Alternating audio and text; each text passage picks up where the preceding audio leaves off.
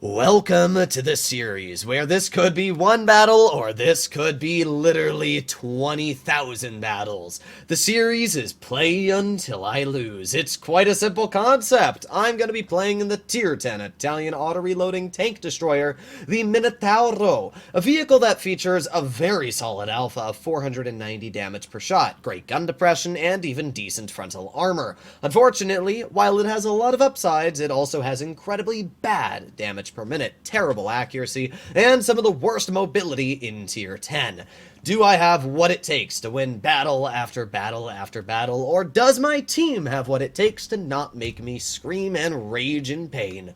Well, in today's video, we're gonna find out, so buckle up and let's get straight into it. I'm actually quite surprised a lot of you wanted to see the Minnow, to be real, as our tank in the Play to Lose series. It is a very strong tank, but it's definitely a vehicle that can lose very quickly. Now, that makes sense. I guess that's why a lot of people want to see me playing it, because the Minnow is a tank that in late game situations struggles, especially because of the traverse speed. That is something personally I would have liked to have seen Wargaming buff a little. Maybe the reverse or the traverse, one or the other, because right now the tank is in a pretty weird spot where it's just so slow on traverse, which means, let's say, for example, the enemy TVP. If it has any opportunity to get to my side, it will pen me and it will molest me, literally.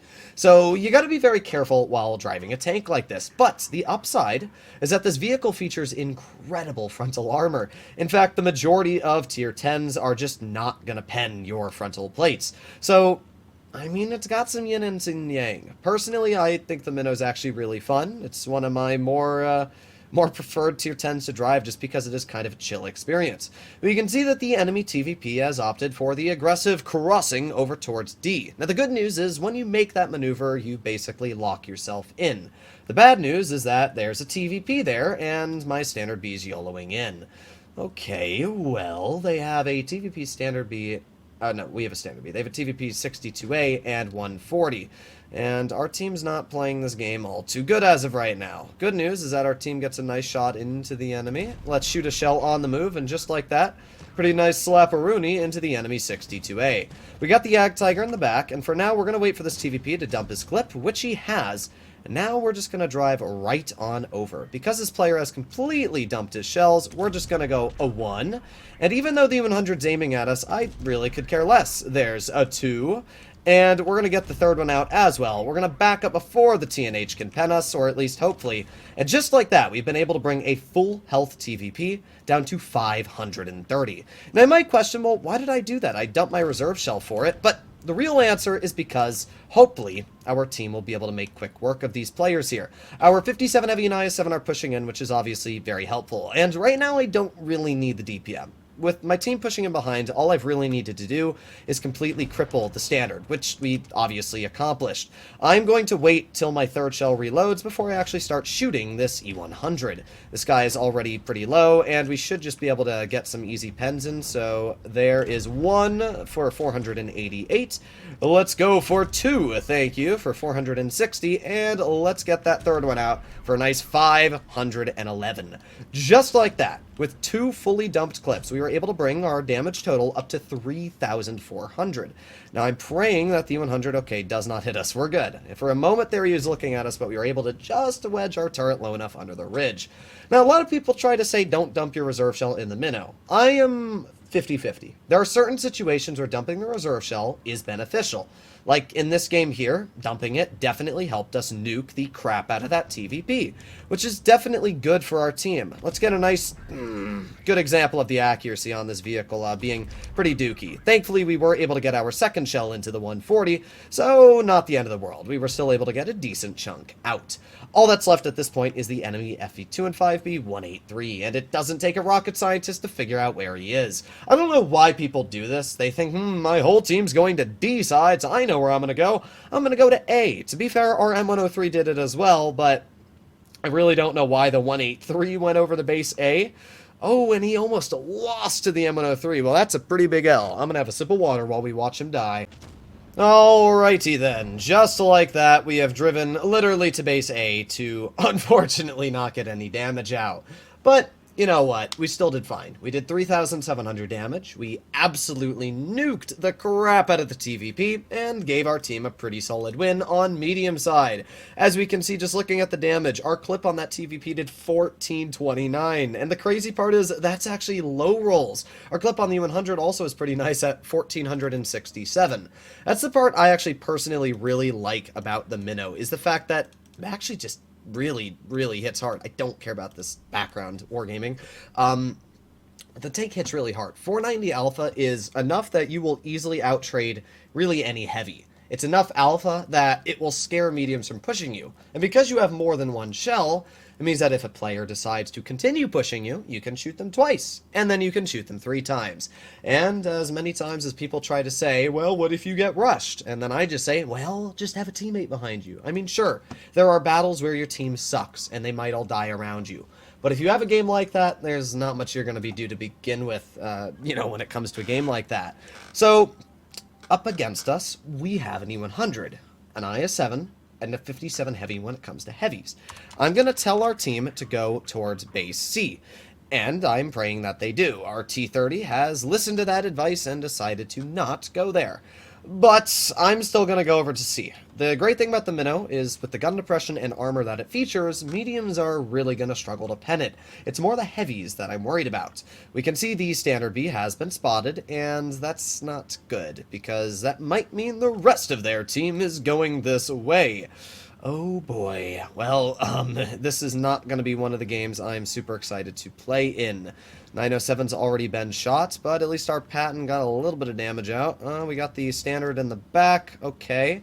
Well, let's see if we can do anything here. We got the 121B who's absolutely clapping our teammate. Come on, standard drives out in the open, and nice! 709 HE. A great example of the massive damage capabilities that this tank again can deal in just one shot. Now, unfortunately, it looks like my teammate kinda sucked and is dead, and our heavies are also not doing all too well. I'm kinda hoping that we can help out our Patton, but he's also basically dead. It's actually a pretty impressive team on how bad they are so far. Let's see if we can get a shell maybe into the 121B. Well, let's see. Bonk. There you go. Nice shot. We did get bled a little bit, but the good news is that he got bled pretty good as well. We got the standard off to the side. Unfortunately, you can see this vehicle side armor just falling apart so dang quick. Alright, well, let's see. That standard pokes. We got a nice shot, 1-2 into his vehicle, and 2 shots into his vehicle. Nice. Okay, we gotten some good shells out. At this point, we got the SU in the back, and I don't want to be penned by him, which we weren't, but this 121B is really annoying. I'm going to be completely honest. Let's cut wide over here, and there you go. 121B is now dead. He took a decent chunk off of us, more than I'll be willing to say he should have been able to, but he's dead. Now we got the SU-122, which we're going to aim in on, and we also got the clear. This team is not good, I'll be honest. This is a pretty bad team. I don't know where the grill is, which is not good. At all. Oh boy, and our E5 is getting shot, so really all that's left at this point is our T-30, who's also basically dead. So if I'm going to be completely honest, at least in this current situation, this is looking like a pretty big fat stinking loss. This T-30 is not going to do much to help us here, and I don't know what to do. I mean, the team didn't want to follow me at all, and I don't have the DPM. Ooh, but maybe, just maybe. Come on. No. Alright, please. Okay. We were able to get a shell out. The problem is it's a 1 versus 3. So, just like that, 2 helpings of gameplay, and we've already lost in the Minnow. Well, there you have it, ladies and gentlemen. Play until you lose. A series which is really fun, unless you have a really bad team. And that is exactly what we got stuck with here today. A terrible team. As I said, this tank is great until you have players that don't understand what they're doing. Now we got the IS-7 pushing us, and at this current time frame, I'm kind of hoping that just the grill doesn't YOLO us. Let's see if we can get some damage into the IS-7. There's 1 pen for 497, and I'm just going to back on up. He misses our hatch, and we can see there's a tank in base B. The problem is his vehicle just takes so long, so incredibly long to get its shells reloaded. So we get another nice shot into the IS-7. He does end up bouncing us, which is actually quite important. The problem is the grill. I have a feeling he's going to be able to hit me from here, and yes, he is. That is really problematic. Well, we got 1 pen into the IS-7. Let's go for 2 pens into the IS-7. Let's hope he doesn't, but he does. 4,600 damage, and what an atrocious team. We had to kill both mediums in our tank destroyer. I don't know what to say. I mean, it's unfortunate. I mean, we had a Stritz von K deal 0, 41% player. Averages 450 damage a game. Oh no. No, 400 damage a game. Oh well. I'm guessing, yeah, 43%. There's no way our 907 was 50%. 48% and 47%. So, unfortunately, our team was really, really bad. It's actually pretty impressive how quick our play to lose series ended up being for the Minnow, but oh well. Maybe I'll attempt this tank another day, but I'll see you all in the next one. Bye-bye.